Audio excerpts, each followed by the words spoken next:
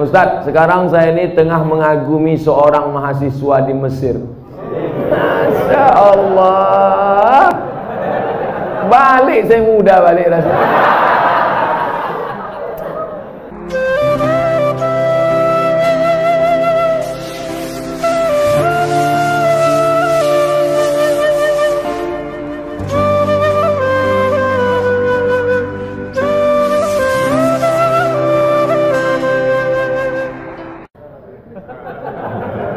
Ustadz, sekarang saya ini tengah mengagumi seorang mahasiswa di Mesir. Masya Allah. Balik saya muda balik rasanya. Bagaimana cara saya dalam mengistiqomahkan cinta saya dan membuat hatinya tersentuh? Tentunya tidak mengurangi rasa cinta saya kepada Allah, Pak Ustadz. Kau laki-laki apa perempuan? Saya ini tengah mengagumi seorang mahasiswa. Berarti dia perempuan. Dia suka sama mahasiswa di Mesir. Kau bilang sama dia, Bang, abang janji ya tak tergoda sama cewek-cewek Mesir. Abang mau nanti pulang dari Mesir menikahi aku. Tapi kau perempuan tak boleh ngomong langsung sama laki-laki. Itu namanya perempuan gatal. Nah, kawalimu yang menghubungi dia, ayahmu, abangmu, datukmu, pamanmu, pakcikmu, ngomong ke dia, Assalamualaikum alumni Mesir. Ya, kau nanti pulang mau nikah sama anak saya. Aku tengok dulu, Pak. Kalau segan nanti saya kontak dia, saya hubungi. Adik-adik kelas saya itu.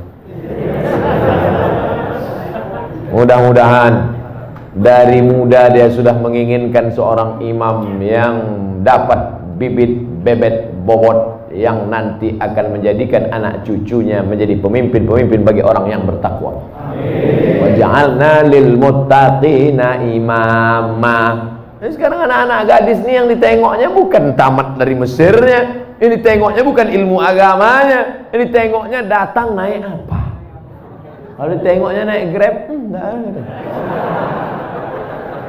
Matre. Na'udzubillah. Bersyukur Bapak Ibu anak-anak gadisnya mau memilih imam, qori, alumni Al-Azhar. Saya pernah pulang dari Jakarta, pulang khuruj 40 hari. Ini mau nanya apa mau ngasih tahu? Khuruj 40 hari. Naik kapal laut bulan Ramadan kemarin. Sedap ceritanya nih. Rasa-rasa membaca novel tenggelamnya kapal Panderwijk. Ketika malam Jumat pula, saya duduk-duduk di atas kapal itu. Ketemu sama orang Swiss. Panjang ceritanya. Alhamdulillah. Lebih kurang 30 apa ini? Hah? 30. Tahu pula kan dari aku lagi. Bicara sama orang Swiss itu berhasillah kami bimbing dia syahadat. Allahu Akbar. Down saya membacanya. Saya menceramahi orang yang udah Islam. Saya menceramahi orang yang sudah dalam masjid. Ini mereka meninggalkan keluarga, meninggalkan harta, meninggalkan ruko, khuruj fisabilillah, menceramahi orang yang tak kenal Allah menjadi kenal Allah hanya dalam waktu 30 menit. Aku sudah 1 jam ceramah. Yang udah beriman tetap aja iman gitu. Malu kepada Allah SWT.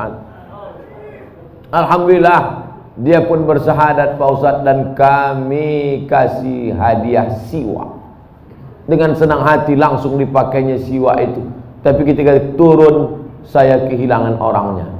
Bagaimana tanggung jawab saya kepada Allah telah mensyahadatkan dia? Maka tadi saya disuruh membimbing syahadat perempuan. Lalu saya pesankan kepada pengurus masjid, catat nomor HP-nya, daftarkan dia ke Mu'alaf Center. Mu'alaf Center artinya pusat mu'alaf, bukan mu'alaf yang bawa senter. Persatuan mu'alaf. Nanti kalau ada yang masuk Islam, tolong dibuatkan, daftarkan di Mualaf Center. Perhatikan dia sudah ngaji atau belum, sholatnya bagaimana, puasanya bagaimana. Jangan setelah sadar. Tapi ini kau sudah berikan dia hidayah, saudaraku. Ayyadiyallahu bika rajulan wahidan. Satu orang dapat hidayah kanamu khairum min umurin na'am. Lebih baik daripada kau memiliki seekor unta yang merah. Adapun kelanjutannya mudah-mudahan sekarang kan mereka orang-orang barat ini canggih, dia tahu internet, duit dia banyak. Mudah-mudahan dia kembali ke Swiss dan dia menggabungkan diri dengan saudara muslimnya di Eropa. Ini yang udah lalu tak bisa kita ulang. Sebenarnya yang akan datang kalau mensyahadatkan jangan lupa catat nomor HP-nya, alamatnya supaya bisa kita kirim kabar, kita kasih video ceramah saya ini pula. Adik-adik yang di Fakultas Bahasa Inggris di USU Universitas Sumatera Utara, kalian terjemahkan bahasa ceramah saya ini ke bahasa Inggris supaya masuk Islam pula orang-orang Swiss sana nanti insyaallah. Jangan dia ini aja dapat surga, saya mau juga. Bagaimana Islam dia Pak Ustaz? Dia udah bersyahadat, tinggal dia belajar sholat, belajar puasa, belajar dia bagaimana berzikir, membaca Quran. Jangan lupa di Eropa itu pengajian-pengajian Islam justru lebih banyak. Di sana ada Islamic Center, ada Islamic Council, macam-macam di sana ada. Jadi jangan cemas, jangan takut. Engkau sudah menyampaikan hidayah kepada saudara kita. Begitulah aslinya dakwah. Inilah yang dai. Dai mengajak orang dari jalan setan ke jalan Allah, mengajak orang dari jalan tak tahu hidayah kepada jalan hidayah. Inilah yang dai, bukan Ustadz Abdul Somad dai. Ustadz Abdul Somad hanya mau izoh hasanah, menceramahi orang yang sudah dalam masjid, orang yang sudah baik, orang yang sudah dapat hidayah. Nah, Ustadz bagaimana cara menghadapi suami yang terlalu fanatik dengan pengajian salafi? Sementara saya selalu berselisih paham dengan dia, dan dia selalu melarang saya untuk jangan memfoto atau memvideokan anak saya. Mohon pencerahannya Pak Ustaz. Perbedaan dengan salafi ini ada beberapa poin. Saya banyak kawan saya salafi. Ustadz Maher Tuailibi salafi, Ustadz Omar Mita salafi, Ustadz siapa yang di Malang? Abdullah Hadrami salafi. Cuma salafi ini ada yang garis lunak, ada yang garis keras. Kalau yang lunak baik, tetap hubungan baik. Cuma kalau yang keras, pertama ditengoknya jenggot, kedua kaki celana. Asal tengoknya tak berjenggot, tak kaki celana, neraka jahanam. Saya berapa kali dimasukkan orang itu ke neraka.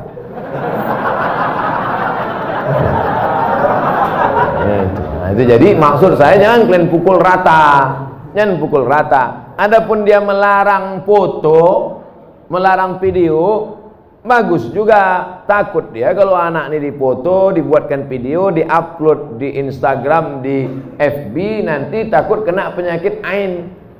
Hati-hati Pak. Jangan cuma foto anak, foto bini pun bisa kena juga. Dilarikan orang bini bapak nanti. Itu hati-hati. Jadi kalau sekedar melarang foto sama video tak apa-apa. Tapi kalau sampai pada perbedaan mazhab, ini tentang masalah salafi. Pak Ustadz, bagaimana hukumnya apabila seseorang terlambat atau tinggal dalam sholat id? La ilaha illallah. Sholat id pun terlambat. Parah kawannya.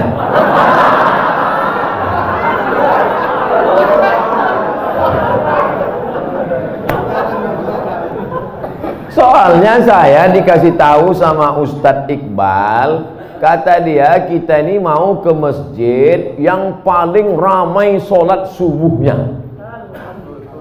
Betul? Kenapa ada yang terlambat sholat id?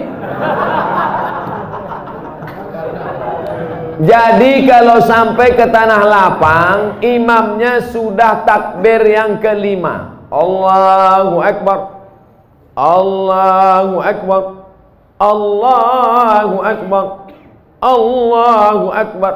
Apakah makmum yang masbuk tadi mesti mengulang takbirnya tadi? Tidak, karena takbir itu hukumnya sunnah. Dia ikut aja berapa yang dapat. Bagaimana kalau dia datang imamnya sudah tasyahud akhir?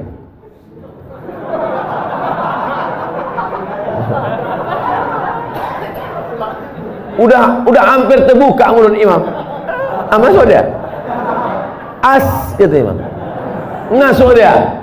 Maka dia habis salam itu tegak, dibuatnya takbir 7 dengan 5. Sendiri dia. Sampai dia ke tanah lapang itu, orang sudah habis. Macam mana dia mau sholat, Pak Ustadz? Dicarinya tanah lapang lain yang belum sholat. Kau dengar-dengar di mana masih ada yang belum sholat. Kau gaslah ke situ. Ternyata seluruh Medan sudah sholat. Maka dalam kitab Kitab Al-Um Indo Fikih ditulis oleh Imam Muhammad Idris Asy-Syafi'i meninggal tahun 204 Hijrah. Kata Imam Syafi'i dalam Al-Um, boleh sholat sendirian. Tapi mazhab Hambali tak setuju. Mazhab Syafi'i dalam kitab Al-Um boleh sholat sendirian. Bagi yang musafir, kemarin ada yang WA saya, Ustadz, saya pulang kampung naik pesawat, apakah saya nanti sampainya sekitar jam sekian gak ada sholat id lagi? Sholat sendirian menurut pendapat mazhab Syafi'i. Ustadz, saya baru tahu kalau pasangan hidup saya LGBT.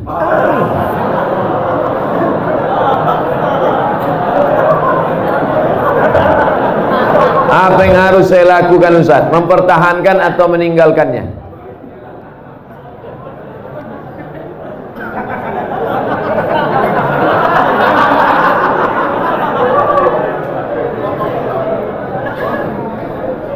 Mungkinkah pertemuan itu di luar kuasa Allah Subhanahu wa ta'ala?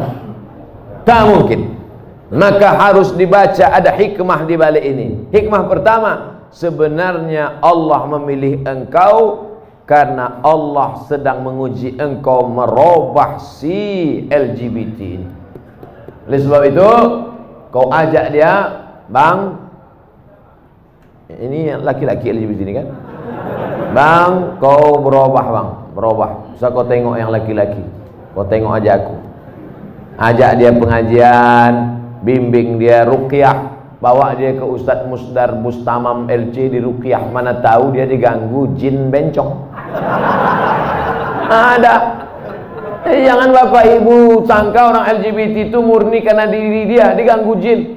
Ada beberapa bencong waktu dibacakan ayat-ayat ruqyah keluar balik jantannya. Oh, apa gitu. Padahal sebelum itu apa gitu.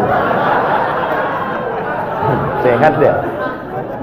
Segala usaha, pergi ke terapis, pergi ke psikolog, pergi ke ustadz, pergi ke ruqyah. Kalau kau tengok ada perubahan, lanjutkan. Tapi kalau kau tengok nampaknya dia tak berubah, maka kau gugat ke pengadilan, kau cari suami yang bersih dari penyakit LGBT. Tapi lakukan dulu langkah-langkah ini. Tapi kalau dia tak berubah juga, memang tak ada niat dia untuk berubah, memang dia mau bertahan di situ. Kau perempuan lemah, tak sanggup. La yukallifullahu nafsan illa wus'aha. Maka kau gugat dia ke pengadilan. Saya gugat dia karena dia LGBT. Tengok sama Pak Hakim. Kenapa kau gugat dia? Dia LGBT. Betul kau LGBT? Iya, kata dia. Mudah-mudahan Allah menyelamatkan anak cucu cicit kita dari LGBT. Penyakit LGBT ditulis dalam Al-Quran. Innakum la ta'tuna ar-rijala syahwatan min dunin nisa. Kalian mendatangi laki-laki bersyahwat tak mau pada perempuan. Hukumannya ditulis dalam Quran. Ja'alna 'aliyaha safilaha. Kami jadikan yang bawah naik ke atas, yang atas bawah turun ke bawah. Amtarna alaihim bihijaratin min sijilin mandun. Kami hujani mereka dengan batu dari api neraka. Tak ada azab-azab yang hebat itu sampai ditulis dalam Quran, menunjukkan begitu hebatnya dosa LGBT. Di dunia kena penyakit HIV AIDS. Ada pengakuan seorang dokter ketika diperiksa, macam-macam penyakit yang tak terlintas di pikiran. Orang kena LGBT ini berbisul otaknya. Orang bisul di lutut jadi otak. Oleh sebab itu LGBT, tobatlah kalian, tobat. Bertambah lagi musuh. Mengamuk pula besok LGBT. Bantailah situ. Apa lagi dipikirkan? Awak pun akan mati juga. Diam pun mati, bercakap pun mati. Bagus mati bercakap daripada mati diam. Ustaz, saya mau tanya, mana yang diutamakan, suami apa istri? Hah? Mana yang diutamakan, suami antara istri atau saudaranya? Soalnya suami saya selalu ini ada kewajiban. Hai laki-laki. Kalian punya 5 kewajiban pada perempuan. Pertama, kasih dia makan. Pagi lontong sayur, siang capcay, malam tahu saya tak masuk. Pertama, kasih dia makan. Yang kedua, kasih dia pakaian. Karena sekarang banyak laki-laki yang tak mengasihi bininya pakaian. Kalian tengoklah di mall-mall tuh. Kain belum berjahit dipakai, celana kuyak dipakai. Yang ketiga, kasih dia tempat tinggal yang layak. Yang keempat, kasih dia pendidikan. Aslinya kalian laki-laki yang mendidik istri kalian. Dek, ini namanya idgham, ini namanya qalqalah, ini namanya ikhfa, ini namanya. Aslinya laki-laki yang mendidik istrinya. Tapi karena tak sanggup, maka diajarkan kepada guru mengaji. Makan, pakaian, tempat tinggal, pendidikan, perhatian. Banyak perempuan sekarang pakai tumit sepatu 15 cm. Itu perempuan yang perlu perhatian. Tak diperhatikan dia. Itulah ingin diperhatikan orang. Dipakainya tumit sepatu 15 cm. Dia yang makai, kita yang takut. Nengok dia, ai jatuh. Kalau sudah kau kasih 5 kewajiban, maka gugurlah kewajiban engkau di hadapan Allah Subhanahu wa taala. Itu standarnya. Lebih dari yang 5 itu berarti engkau sudah adil. Gimana laki-laki? Siap memberikan yang 5 tadi? Dah, soleh-soleh semua itu insyaallah. Selamat malam Ustaz. Assalamualaikumnya ada. Dia kayak selamat malam. Saya tak mau disebut selamat malam. Iya malam selamat, besok pagi. Apalagi udah kena laporkan nih, ngeri-ngeri juga gitu. Iya. Jangan lakukan mancing-mancing. Saya hamba Allah Pak Ustaz. Alhamdulillah. Sekarang banyak orang hamba harta, hamba kuasa, hamba setan, hamba hantu. Bagaimana cara menjaga sholat agar lebih khusyuk dan tak malas Pak Ustaz? Itu nampak api kan? Kalau nanti terlintas di hatimu malas sholat, bakar jari sebentar. Berapa lama kau tahan? Buatlah. Agak-agak gosong sedikit. Hai tangan, tahan kau masuk neraka nanti tangan. Nama kau nanti nama nerakanya neraka sakor. Masalakakum fi sakor. Kenapa kau masuk dalam neraka sakor? Lam naku minal musallin, karena tak sholat. Makanya Muhammad Ali kemana-mana bawa mancis. Muhammad Ali petinju, mana-mana bawa mancis. Padahal dia tak merokok. Ditanya orang, kenapa kau bawa mancis? Asal terlintas di otakku mau buat dosa, aku bakar tangan. Wah, kalau mancis tak mempan obor, wah. Bagaimana sholat ini khusyuk Pak Ustadz? 5. Yang pertama, ketika berwudu khusyuk. Waktu menyuci tangan, bersih dosa dari tangan. Waktu memasukkan air ke mulut, ke hidung, bersihkan dosa-dosa mulut, dosa-dosa lidah, dosa hidung. Waktu air dibasuh ke muka, keluar dosa-dosa biji mata, banyak silap salah. Waktu air menyiram tangan, keluar dosa-dosa dari ujung jari jemari. Khusyuk. Waktu air mengusap kepala, keluar dosa isi kepala yang kotor sampai ke lubang telinga. Waktu air menyiram kaki, keluar dosa-dosa kaki yang dilangkahkan ke tempat maksiat dan dosa. Makanya ketika berwuduk itu jangan bercakap. Ini banyak orang sambil wuduk bercakap. Itu udah aku bilang sama kau kemarin, panjat pinang itu jangan besar-besar kali pinangnya. Modal kita pun tak ada, tapi kau itulah. Pak RT kan udah ngasih, Pak RW kenapa enggak juga? Entahlah, kentutlah sama dia. Itulah maka tak khusyuk. Karena ketika wudhu masih bicara dunia. Lalu dari tempat wudhu ke tempat sholat tak boleh tasbih. Tasbih menggerak-gerakkan. Kerotak. Tak boleh. Tasbih tak boleh. Yang boleh tasbih. Subhanallah. Makanya kalau ada ngajak-ngajak ngobrol tak usah. Gimana kabar Rasulullah? Subhanallah, subhanallah. 3, ada terdengar azan, jawab, hayya 'alas shalah. La haula wala quwwata. Jangan bicara waktu azan. Siapa yang bicara ketika azan dikumandangkan, matinya mati su'ul khatimah. Begitu kata Syekh Imam Nawawi, Syekh Jalaluddin Abdurrahman As-Suyuti. Hati-hati. Lalu kemudian yang keempat, membaca bukan mutalaah. Mutalaah mulut tak bergerak. Waktu sholat itu membaca Allahu Akbar kabira walhamdulillah katsir. Baca. Ini banyak orang sholat mulutnya diam.